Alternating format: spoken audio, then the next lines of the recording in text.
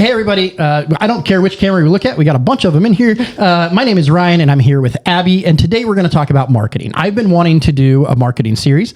Abby has done a whole lot for the station, and conversations are way easier with two people. So, right. Yeah, definitely. And she's young, and she works in business, and wanted to sit down and kind of talk about marketing. So, Abby, I tasked Abby with making some questions and making some conversation points that other business owners might want to know. So let's just get into it, Abby. Okay. So first, Ryan, what is your background in marketing? How do we know you know what you're doing? Right. It's funny. Almost every marketing meeting that I have, I preface with marketing is a theory, and every marketer's theory is going to be different of what works. So very, very linear, quick story. I started marketing per se about 20 years ago, 15, 20 years ago. I had a little brief stint in comedy, YouTube and stuff like that. And go all the way back to MySpace. I didn't know it was marketing. I knew how to program, knew how to do things. So I started learning how to make graphic design, posters, stuff like that. Businesses' MySpace pages, which they did exist. I knew how to code them and put like their menus and stuff on there. So I was side hustling doing that. And then it was something I always kind of enjoyed doing. And then I got into podcasting, video production, all of that stuff. And that led to me being in radio. In radio, I got to make radio ads, really, and this is 2012 area. Really liked making radio ads, really liked doing that part of it. Had been doing graphic design marketing with my friends. So I made some radio ads, really liked that. So then I started just going, okay, I'm going to do this. I'm going to go into marketing.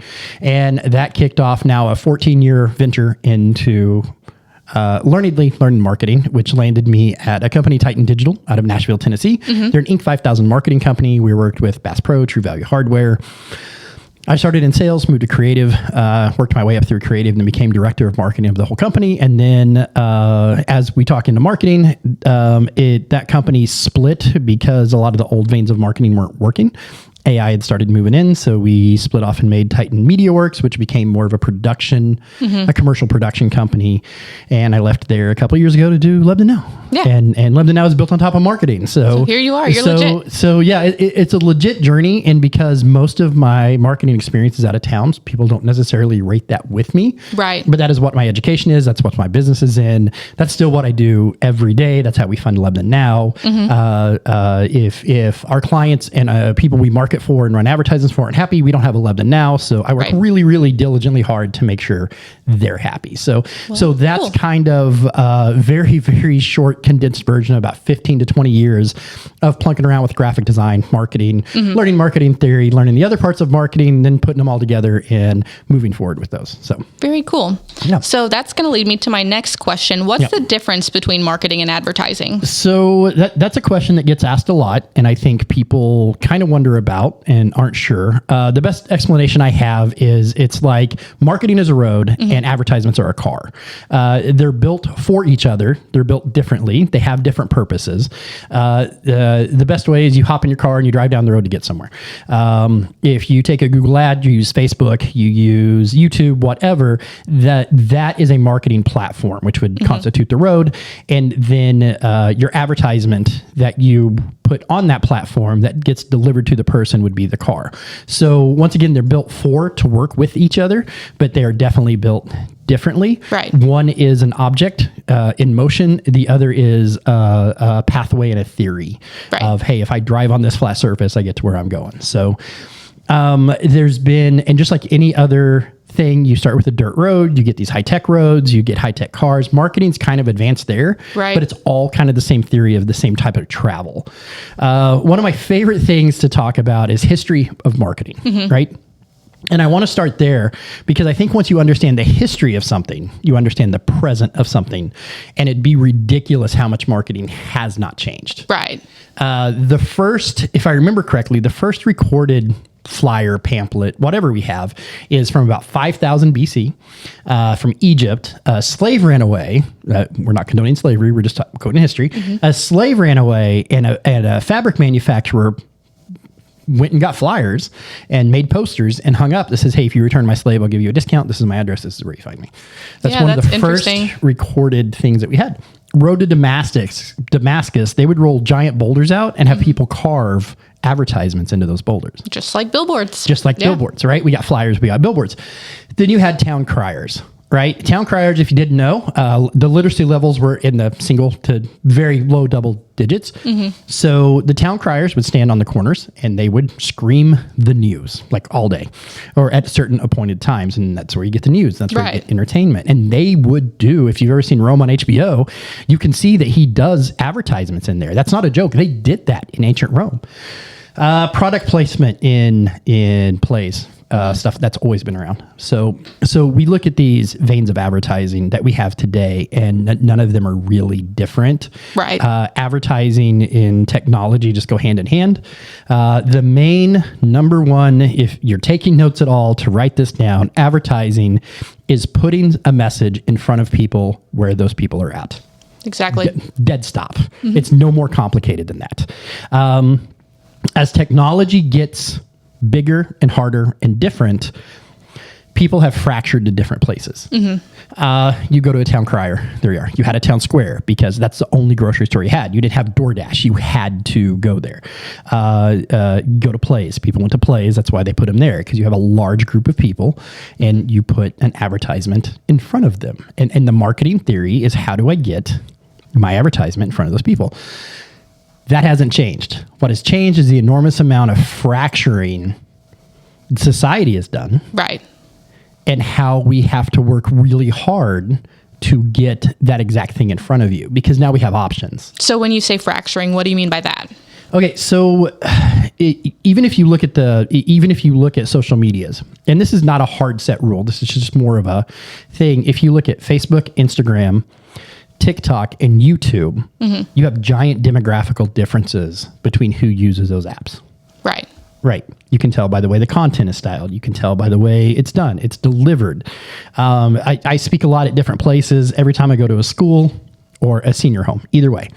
If I go, how many people in here have Facebook? School is almost nothing. Senior home is everything. Right. How many have Instagram? It kind of fades in between those two, right? A few older generation will have it. How many people have YouTube? Almost everybody has YouTube. Everybody watches YouTube, but YouTube has billions of videos, and it's like 7 social medias in one, and it's owned by Google.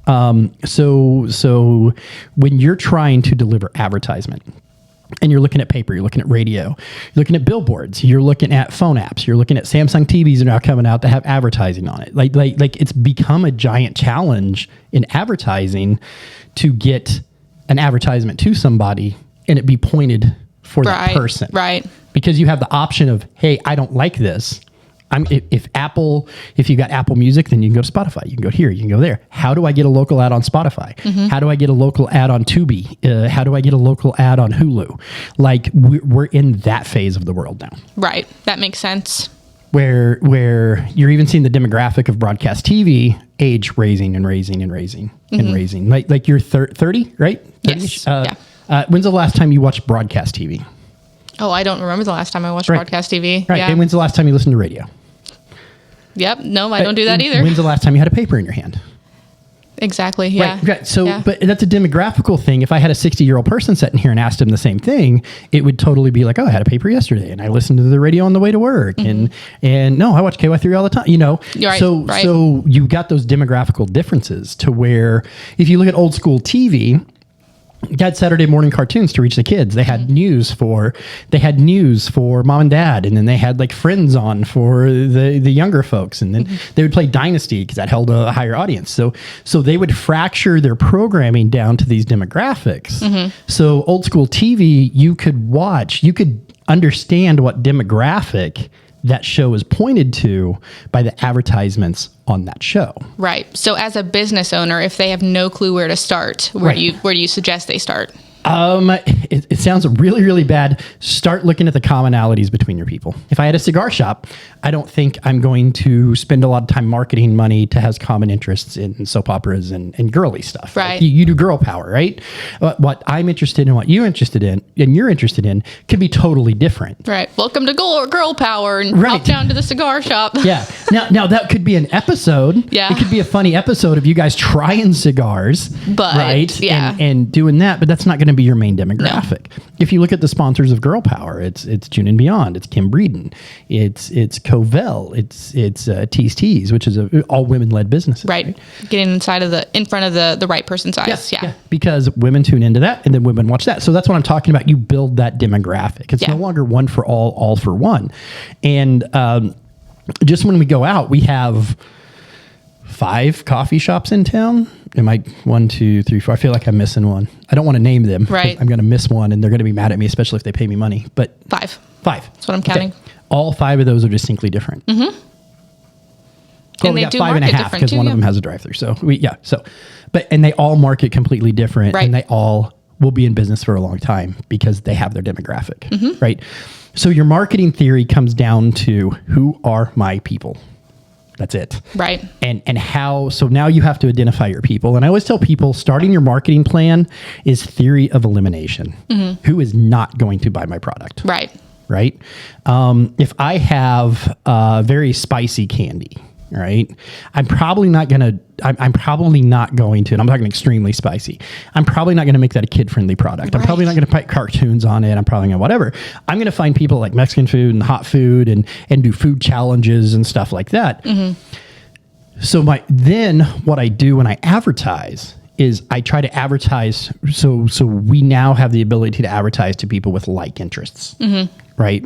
So when you're filling out that Facebook form or Google ad form or whichever AdSense or whichever one that you use, you start typing in like interests. So you have to identify who your people are before you ever buy an ad, because ad companies will take all your money, every single penny of it, and expect you to be an expert and fill out that form, right? Everybody were in the world of do-it-yourself advertising and marketing, but what we don't understand is, Facebook ads doesn't work. Google ads don't work. They do. You just don't know how to fill the forms out. Right. That kind of goes on to another question I have. How do I reach my target audience without spending a fortune? The biggest thing that I would tell you in marketing is it's a balance between time and money. Anytime that I do a marketing presentation, Abby, if you were to call me tomorrow and says, Ryan, I want some marketing. I'm like, all right, there's 2. What do I need to bring to the meeting? You need to have 2 things in mind. What is your budget and what is your goal? Right? And that tells me everything that I know I can do, how to do that. If you're Coca-Cola, you have $1 billion marketing budget. I can have you in 17 countries tomorrow. I can have you there, but you better have $1 billion to spend. And remember, that $1 billion goes to marketing companies, executives, marketing companies, theory, buying ad time, all of that, just to stay and fight for number 1 or number 2, right? If you're a small business owner, I'm guessing that your marketing budget is small. Actual accepted budget is about 5 to 10% of what you make is what you should spend on marketing. And that's going to vary. There's been millions and millions of dollars spent on studying to figure that out. And in my experience of working with all these people, about that 5 to 10% of your net is what you should spend. And you should treat it like an electric bill. If you're going to market, you should treat that like an electric bill. And you should say 5 to 10% of my income is going to go into marketing. And don't skimp on that. Don't say, I can't afford this, so I'm going to take it out of my marketing budget. Because marketing is a very long-term thing.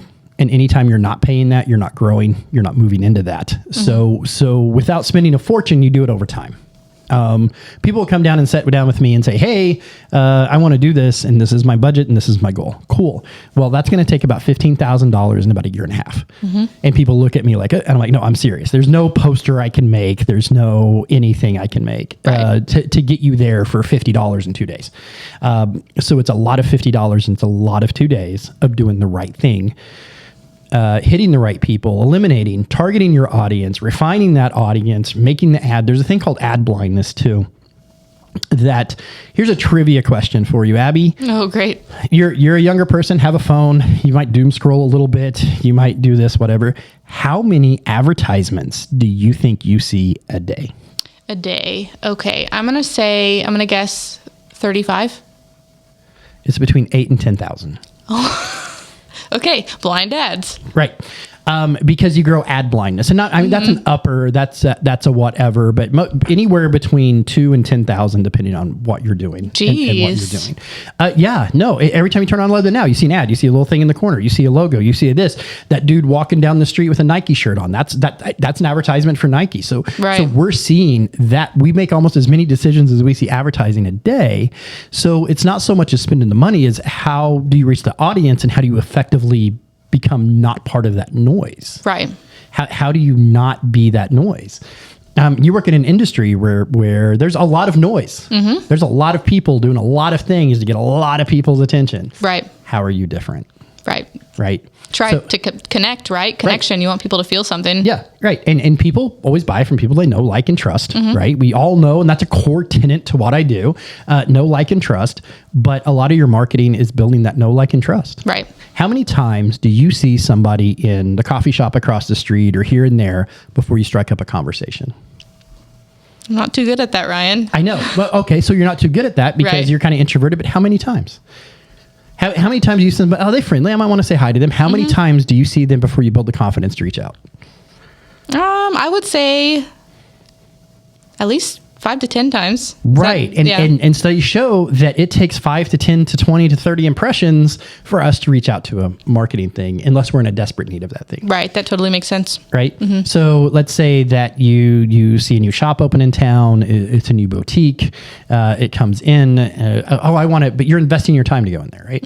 So basically the marketing is trying to figure out who your core audience is and invest that time into them to give them enough impressions that they feel it's worth their time to walk in your store.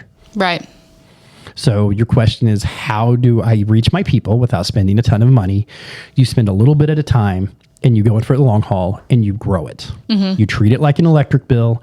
You budget it. You don't have to spend $10,000 in May on budgeting. Right. You said it takes about 1.5 years really to start like reaping what you sow, or what would you think? Probably about 90 days. Okay. You should see, and it's not like, oh, it's day 89, nothing, day 90, here they all come. No, right. A general standard thing is about 90 days, you should see some movement in what you're doing. Now, and we have false movement too, because a lot of people in this town are really good at marketing or advertising. Let's call it advertising on Facebook.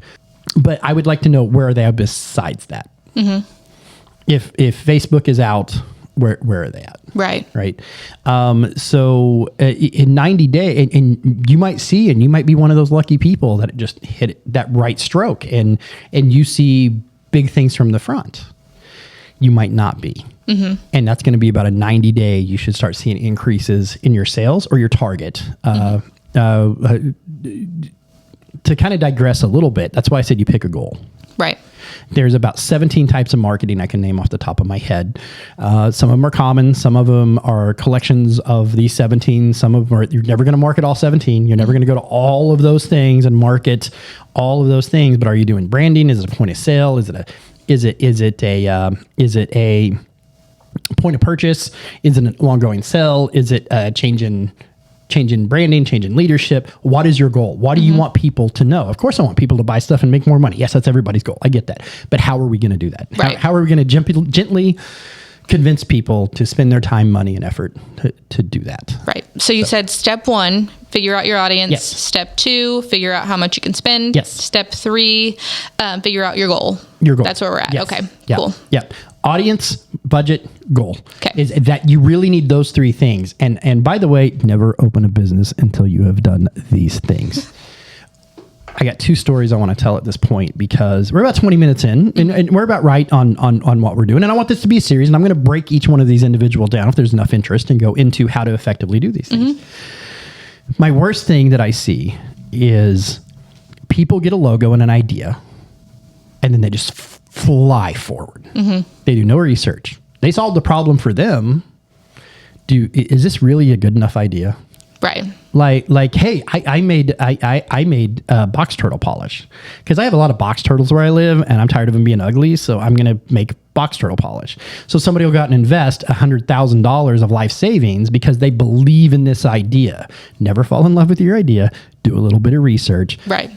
Because what happens, you've invested this $100,000, you maybe get a handful of stores to cover it. You're going into marketing and then they find out your thing is toxic to turtles and you get turned down, or maybe nobody buys it.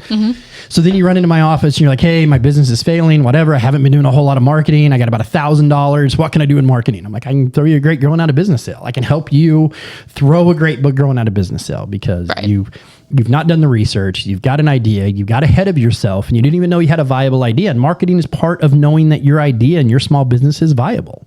Your pathway to it. We're talking about coffee shops. Each one has a niche and a way that they do it. And each one is marketed viable, right? But what if it wasn't? What if I thought it was a good idea and I have a very good yes buddy friend that just likes all my ideas and a yes buddy mom that just likes all my ideas, then I go out and do this. So learning and doing that marketing research before you ever open a business, just a little bit, right, is something that you need to absolutely do. Part of this setup of finding your customer, finding your value, finding if it's a feasible product. And that's more of a business management thing, but definitely marketing is the same thing, is that you can float ideas out into the ethos with marketing and find out if they're viable or not. Right. Yeah. It totally makes sense. Yeah. So as a business owner, how would you suggest I turn a follower into a customer or a client? Okay. How do I go about that? So we can dive a little more into that. Okay. One is I go on a theory, give, ask, right? If you're on social media and everything that you post is come buy something from me, I hate those people. Yep. Me too. Right? What are they giving you?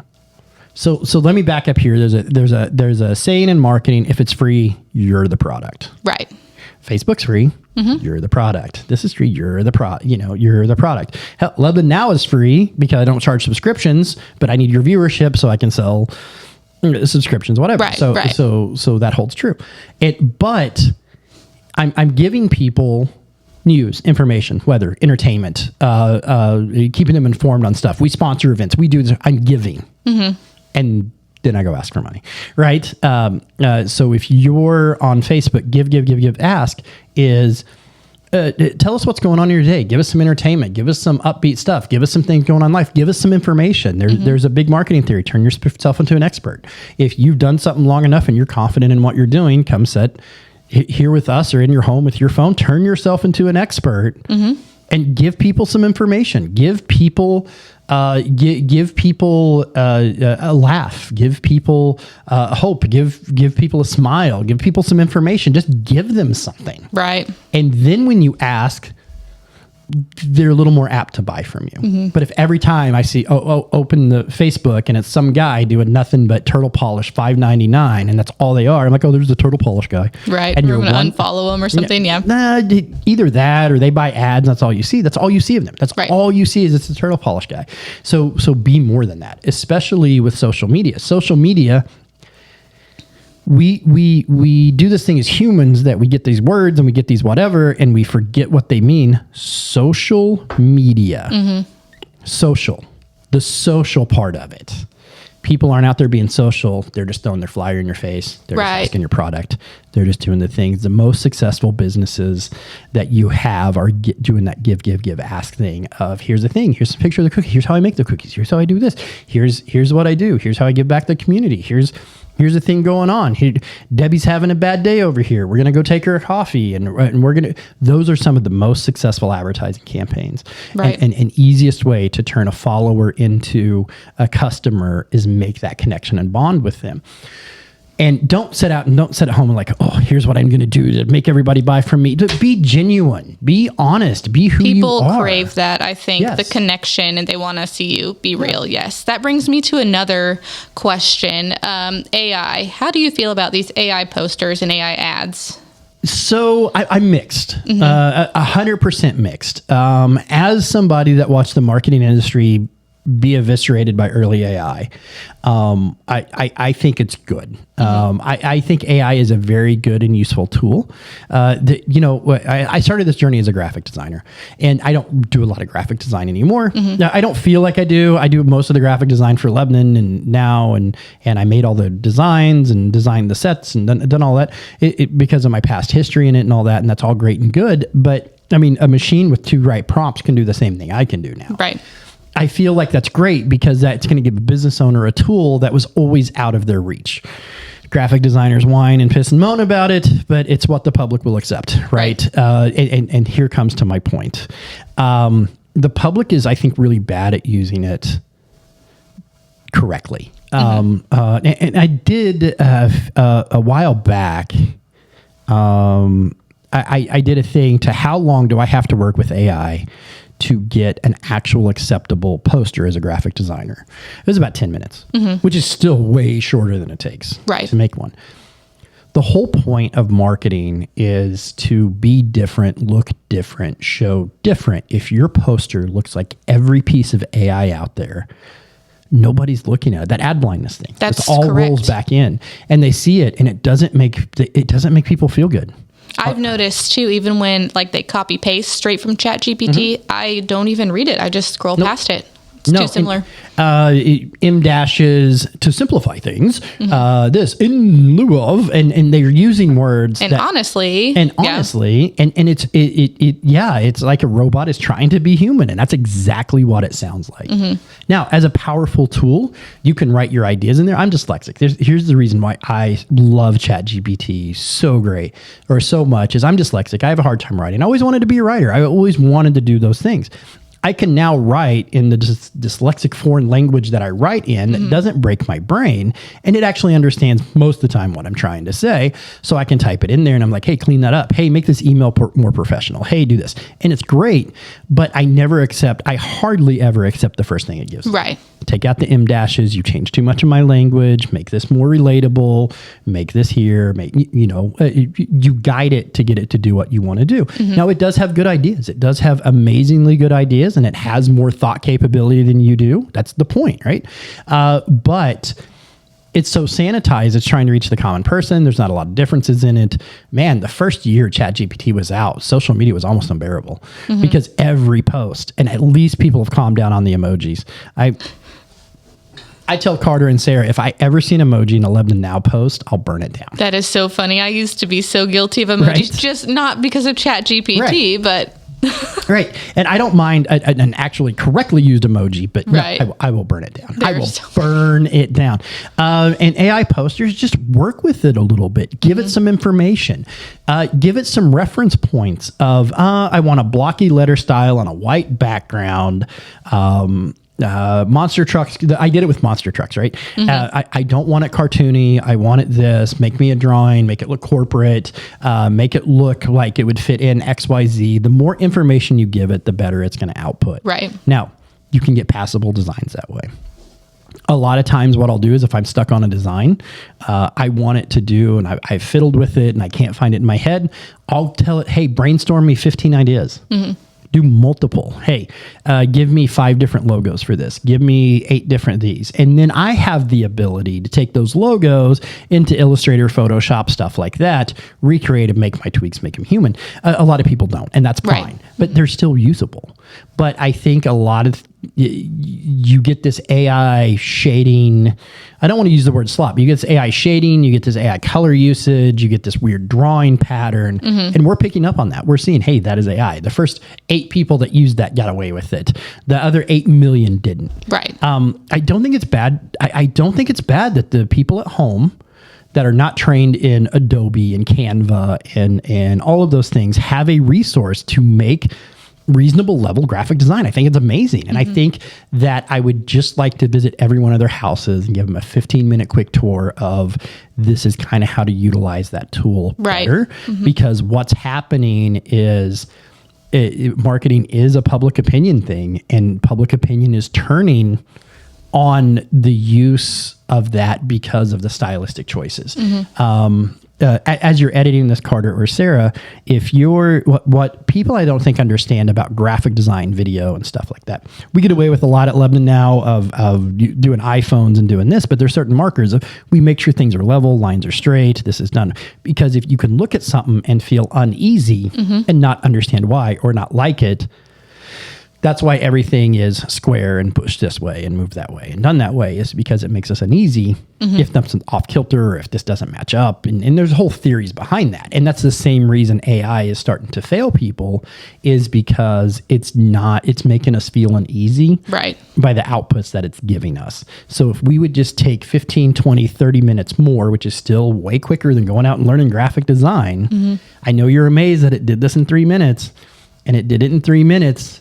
Invest another 7 of fixing it, and you're still net positive an hour of your life, or a whole lifetime of learning something to get that AI design that actually works and speaks in your brand voice. Right. That makes sense. So just learn it a little better and take time, slow down. Don't just throw the first thing it gives you. It's a tool. It's 100% a tool. If I gave you, if I gave you a Cricut, or if I gave you a 3D printer, or if I gave you a hot glue gun, it takes a while to understand how to use that tool. Right. ChatGPT is going to be no different. Okay. So what should I post to actually get engagement? Something that kind of that back to that give, take thing, right? Something that actually makes people feel heard, or gets them to want something. So it's a little bit of a two-edged sword. We do a lot of giveaways here or whatever. Right. And we get a lot of drive-by people. Hey, like, tag, share, follow, and they will do the bare minimum and fly off. And that's not what you're wanting to do. But then the other night it rained, and I'm like, hey, post all the pictures of the hail. Boom. People have things they want to talk about.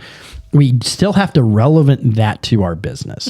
So that might be the weird corner you have to make. But if you own a pizza business, what's your favorite pizza topping? What's the weirdest thing that you've seen on a pizza? What's the weirdest place you've ate a pizza? People love to share. Yeah, people love to share. Once again, the social part of social media. It isn't I think a lot of people try to turn Facebook into YouTube, and it's not. It's social media. Right. It's supposed to be shorter content. It's supposed to be things. It's supposed to be those things. And when you talk about engagement, if you're on TikTok, a lot of that's a real good viewership one that you don't really need that much prompting from the audience. You just got to do something particularly stupid, or be wrong or be whatever. On Facebook, it's a lot of, hey, what do you feel about this? Hey, drop in the comments. Tell us what you like. Tell us what you don't like. Feel free to yell at me. Tell me my nose is too big. You prompt them to say, hey, I would like your opinion. There's a lot of people that run around and give their opinion without being prompted, but there's a lot that don't. You just have to give them that permission slip. So on social media too, is it true that the more people engage with your content, the more they'll see it? Yes, because that's just an algorithm thing, and we can do a whole show on how to manipulate the algorithm to do the thing. So think about it like a very flexy fabric, spandex, trampoline material. If you pull up it here, the rest of it goes up. If we have a huge post, like we had a huge, I think in one day because of the weather, we got 128,000 views in one day. That means that the next 4 days, my content will be very well seen. But if in those next 4 days, if I don't reproduce those numbers, Facebook goes, enough of you. Never mind, yeah. Right. So you have to do this on a consistent basis. You have to be engaging on a consistent basis. And you get that little alert, hey, you're posting engaging content. We're going to give more reach to you, right? Right. Sometimes we see that. So how do you engage is you just let people be part of your conversation. What's your favorite TV show? What's your favorite this? Link it to the day.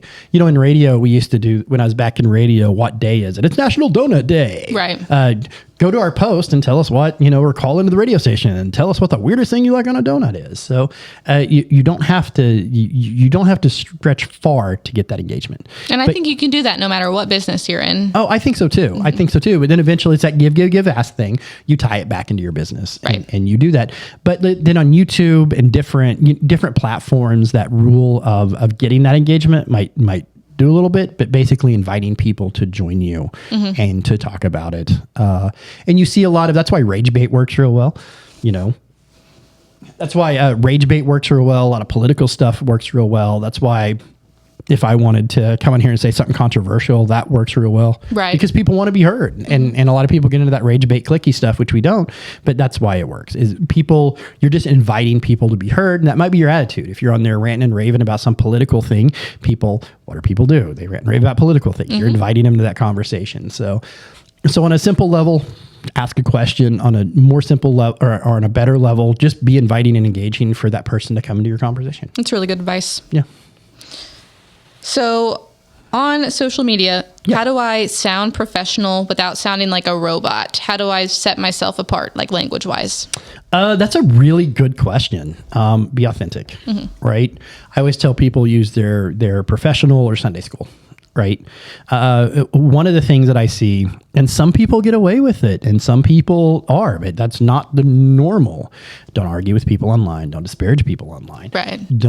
Always be the bigger person. Nobody ever walks away from a public fight totally clean. You will always turn people off in that public fight. That doesn't mean roll over and don't stand up for yourself. Right. Do it professionally. Have your fit in the background, scream, yell, do whatever, and come back. We are all human. We are 100% human. We all eat, we all drink, we all have families, we all have problems, we all have flat tires, we all have whatever. So experiencing and showing those people a little bit of that humanity doesn't hurt. It's not a bad thing to say, there's guardrails. I'm having a bad day. So, I went and stopped in non-funded coffee. I went and got me a coffee today and I'm having a great day, and it made me feel better. Or to say, hey, the sun's shining and everything's going great. And in your profession, it's a good day to buy a house. Leave that off. Good day to buy a house. Leave that off. Just don't. That's part of the give, ask thing, right? It's just hey, it's a great day to do this. It's a great day. Hey, I stopped by. But then people overshare too. Right? And you'll see 1 in 100 that works for, and 99 will burn down. And then they're like, oh my gosh, this girl's diary post for the day. Here it is again. So you got to be careful of that. And because it might work for diary post girl does not mean it will work for you. That's not be wary of doing that exact thing. I was not blessed with an overly friendly personality, so I have to be aware of that. Right. If you are blessed with an overly sharey personality and you're a business owner, be aware of that. Right. But basically, be authentic, be you, be yourself, at the level in which you would do at your grandma's house or Sunday school. But be laughy, be jokey, be human. I spent many years at that marketing company and C-suite stuff to where it was, there's, I think we call them LinkedIn lunatics that live and eat and breathe that professional world. And that is a whole nother level of psychosis that I don't want to get into. And that's where you start sounding like a robot, right? By the way, as a thing, if you ever go anywhere and somebody is selling you classes on anything, run, because if they were good at it, they wouldn't have time to sell you classes. So that's true. Hire a professional, hire tutoring, hire whatever. And, I do marketing consulting all the time, right? To just like this, go out to lunch, go out to dinner. Places hire me to say, hey, can you stop by once a month and help us with our marketing? Yeah, of course. Absolutely. I don't need to be involved in it. I don't need to be whatever. And on that, I've been thinking about holding like some beginner marketing classes or whatever. But if that is their main form of income or they're charging $9.99 or $700 or whatever, run. Right. Run. You can learn a lot from people like us, but if it's at classes and we're going to guarantee you, just run. So another question I have for you, is there a difference between like just a text post, a picture post, and like a video post? Do you see those get different interactions, or how can they utilize those? Of course. So the biggest, we see a big difference in those. Just remember, stop assuming everybody sees everything you post. Right. I think that's the biggest assumption people make. Stop assuming everybody sees everything you post. Well, I posted that. Go look at your numbers. Go look at your metrics. There's 36,421 people in Lake County. If 323 people viewed it, you can post that again down the road. You can do that. You can reform that media. If you're constantly getting bad post numbers, change the way you're posting. Right? That makes sense. So, you might have a thing that you put a little picture, if you put a little text out going, hey, I'm blah, blah, blah, blah, right? And it doesn't get anything. Maybe a couple weeks down the road or maybe tomorrow, take that one down and repost it with a picture. Right? Okay, so that one got mildly better. Let's get rid of the text and let's just do a quick video that says the thing. And then you can see which one gets better. Right. Right? And maybe certain things translate into text, better than video, better than picture, better than this, better than whatever. And just over time, that's kind of in that marketing theory, what you get good at after you do it a while. It's kind of like when content lands on the table of Lebanon Now, me and Sarah and Carter kind of look at each other and go, that's an article, that's a post, let's go take some pictures. Sometimes we do a lot of events, right? And if I want to enjoy the event and not cover it, we'll walk in and take like 15 pictures. We'll take like 15 pictures, get a couple people to smile and wave at us, and we'll post it on Lebanon Now. Happening now, right. Blah, blah, blah. And it's a thing that we did in the moment. We're not reporting on it. It's an event. If you wanted to be there, you'd have bought a ticket, but we're letting the public know what happens. Those are some of our biggest posts in the 10 to 15 to 20,000s. Right. And so that works. We have videos that we spent hours working on that get 8 people to watch it, so we take that same content and put it into an article and put it out, and then bam, right. It works. So if you're insistent on doing your own social media and doing that, not everything's a video, not everything's a post, not everything's a text. So if it fails one way, convert it. If it fails another way, convert it. And you just kind of have to work through that system, because as we wrap up, the thing I want to tell you is marketing is time or money.